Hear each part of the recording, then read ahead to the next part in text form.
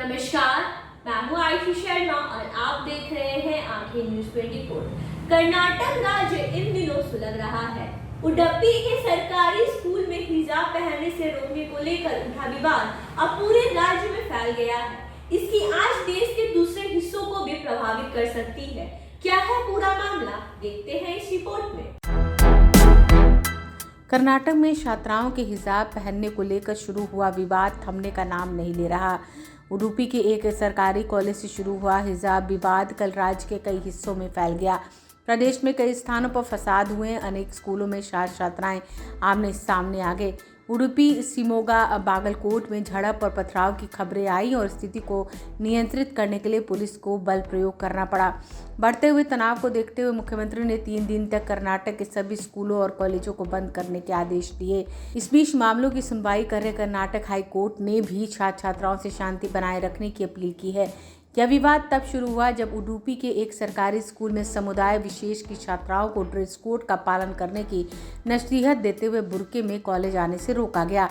इससे नाराज छात्राओं ने कॉलेज गेट पर ही धरना प्रदर्शन शुरू कर दिया। बाद में कॉलेज प्रबंधन ने छात्राओं को अंदर आने की अनुमति दी, लेकिन कहा कि अंदर आने के बाद उन्हें स्कूल ड्रेस में ही पढ़ने की अनुमति दी जाएगी। इसके लिए छात्राओं को एक अलग से कमरा दिया गया और स्कूल की पोशाकों को पहनने को कहा गया, लेकिन छात्राएं नहीं मानी और विवाद बढ़ता चला गया। हिजाब और बुर्के में पढ़ने की अनुमति मांगने के सवाल पर हिंदू समुदाय के कुछ छात्र भड़क उठे और उन्होंने भगवा वस्त्र में कॉलेज में घुसने की जिद की। इसके बाद मामला और गर्म हो गया। बागलकोट के राबकाबी बनहट्टी में जमकर बवाल हुआ। एक स्कूल में हिजाब और भगवा पहने छात्रों को स्कूल प्रबंधन ने अंदर आने से रोका तो छात्र भड़क गए और नारेबाजी शुरू हो गई। छात्रों ने पथराव भी किया। इस तरह की घटना शिवमोगा में भी हुई।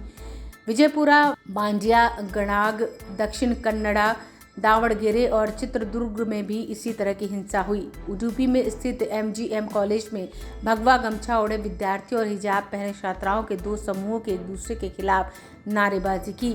हिजाब की मांग को लेकर मुस्लिम महिलाओं के समूह भी सड़क पर उतर आई और सरकार के खिलाफ नारेबाजी करने लगे। इस मामले में सरकारी पक्ष का कहना है कि स्कूल में विद्यालय द्वारा तय ड्रेस कोड का पालन करना अनिवार्य है और ऐसा इसलिए किया जाता है ताकि बच्चों में किसी तरह का भेदभाव ना हो। वह जाति, धर्म, अमीरी, गरीबी से भाव से ऊपर उठकर एक साथ समान रूप से शिक्षा ग्रहण कर सके। इधर विरोध कर रही छात्राएं हिजाब और बुर्के को अपना धार्मिक अधिकार मानती हैं और उन्हें लगता है कि ऐसा करने से रोककर उन्हें धार्मिक अधिकारों से वंचित किया जा रहा है। इस बीच कर्नाटक उच्च न्यायालय ने मामले की सुनवाई कर दी है। विवाद को लेकर हाईकोर्ट ने कड़ी टिप्पणी करते हुए कहा कि मामला कानून और तर्क की कसौटी पर देखा जाएगा, जुनून या भावनाओं से फैसले नहीं होंगे। मामले की सुनवाई कर रहे जस्टिस श्री कृष्ण S दीक्षित ने कहा कि आंदोलन करना, सड़कों पर आना, नारेबाजी करना और छात्रों का एक दूसरे पर हमला करना सही नहीं है। बहरहाल यह विवाद अभी ठंडा होता नजर नहीं आ रहा। कर्नाटक के शहरों में जिस तरह से बवाल हो रहा है उसे देखते हुए ऐसा लग रहा है कि इसके पीछे केवल छात्र छात्राएं नहीं बल्कि बड़े स्तर पर देश को डिस्टर्ब करने की साजिश हो रही है और इस साजिश को पूरा करने के लिए भोले भाले स्टूडेंट को मोहरा बनाया जा रहा है। हम एक ऐसे युग में हैं जहां महिलाओं ने पर्दा प्रथा से मुक्ति के लिए लंबी लड़ाई लड़कर अपना हक हासिल किया है। वैसे युग में स्वयं को पर्दे में रखने को धार्मिक अधिकार बताकर उसके समर्थन में महिलाओं को उतरना कहीं न कहीं ये इशारा करता है कि हम एक बार फिर से 16वीं सदी में जाने की तैयारी कर रहे हैं। ब्यूरो रिपोर्ट, आंखें न्यूज 24।